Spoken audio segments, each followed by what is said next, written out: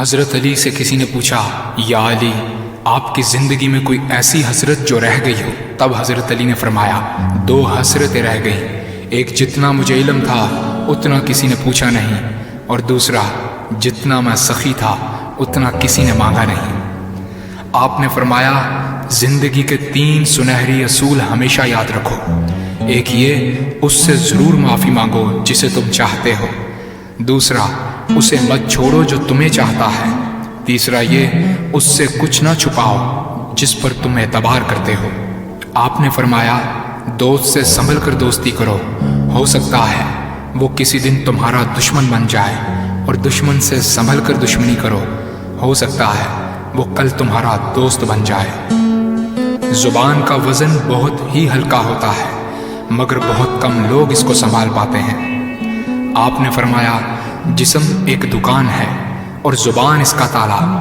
جب تالا کھلتا ہے تو معلوم ہوتا ہے کہ دکان سونے کی ہے یا لوہے کی۔ زندگی تیز ہواؤں کی مانند ہے، جس نے اس کی آندھیاں برداشت کر لیں وہ کبھی غم کی گھٹا نہیں دیکھتا، سر سبز و شاداب باغ دیکھتا ہے۔ حضرت علی سے کسی نے پوچھا، یہ کیسے پتہ چلے گا کہ جو پریشانی یا مصیبت ہم پر آئی ہے وہ اللہ کی طرف سے آزمائش ہے یا ہم پر اللہ کی طرف سے سزا ہے؟ آپ نے جواب دیا، جو مصیبت تجھے اللہ کی طرف لے جائے وہ آزمائش ہے، اور جو مصیبت تجھے اللہ سے دور کر دے وہ سزا ہے۔ حضرت علی کے پاس ایک یہودی آیا اور کہا، میں نے سنا ہے کہ آپ مسلمان جب عبادت کرتے ہو تو وسوسے اور خیالات آتے ہیں، جبکہ ہم عبادت کرتے ہیں تو ہمیں نہیں آتے۔ حضرت علی نے جواب میں فرمایا، اگر ایک گھر فقیر کا ہو اور ایک گھر امیر کا تو چور کہاں جائے گا؟ یہودی نے کہا، امیر کے گھر میں۔ حضرت علی نے فرمایا، تبھی تو شیطان ان کو ستاتا ہے جن کے دل میں اللہ ہو۔ جن کے دل میں اللہ کی محبت نہیں ہوتی وہاں شیطان کا کیا کام؟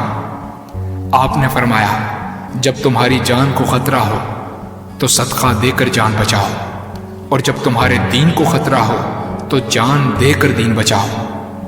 آپ نے فرمایا، یہ زندگی 2 دن کی ہے، ایک تمہارے حق میں اور دوسرا تمہارے مخالف۔ جس دن تمہارے حق میں ہو اس دن غرور مت کرنا، اور جس دن تمہارے مخالف ہو اس دن صبر کرنا۔ کسی کی مدد کرتے وقت اس کے چہرے کی طرف مت دیکھو، ہو سکتا ہے اس کی شرمندہ آنکھیں تمہارے دل میں غرور کا بیج بو دیں۔ 3 چیزیں ایمان کو تباہ کر دیتی ہیں، امیروں کی محفل، عورتوں کی صحبت اور جاہلوں سے بحث۔ حضرت علی نے فرمایا، جانور میں خواہش اور فرشتے میں عقل ہوتی ہے، مگر انسان میں اللہ پاک نے دونوں رکھی ہیں۔ اگر وہ عقل دبا لے تو جانور، اگر خواہش کو دبا لے تو فرشتے کی مانند ہو جاتا ہے۔ آپ نے فرمایا، اپنے جسم کو ضرورت سے زیادہ مت سنوارو، اسے تو مٹی میں مل جانا ہے۔ سنوارنا ہے تو اپنی روح کو سنوارو، کیونکہ اسے رب کے پاس لوٹ کر جانا ہے۔ مومن کی مثال ترازو کے پلڑے جیسی ہے، جس قدر اس کے ایمان میں اضافہ ہوتا ہے اتنی ہی اس کی آزمائش بڑھتی ہے۔ آپ نے فرمایا، اچھے لوگوں کی ایک خوبی یہ بھی ہوتی ہے کہ انہیں یاد رکھنا نہیں پڑتا، وہ یاد ہی رہتے ہیں۔ آپ نے فرمایا، رزق کے پیچھے اپنا ایمان خراب مت کرو، کیونکہ رزق انسان کو ایسے تلاش کرتا ہے جیسے مرنے والے کو موت۔ حضرت علی نے فرمایا، رشتے خون کے نہیں احساس کے ہوتے ہیں، اگر احساس ہو تو اجنبی بھی اپنے ہو جاتے ہیں، اگر احساس نہ ہو تو اپنے بھی اجنبی ہو جاتے ہیں۔ ایک مرتبہ قصاب آواز لگا رہا تھا، تازہ گوشت ہے لے لو۔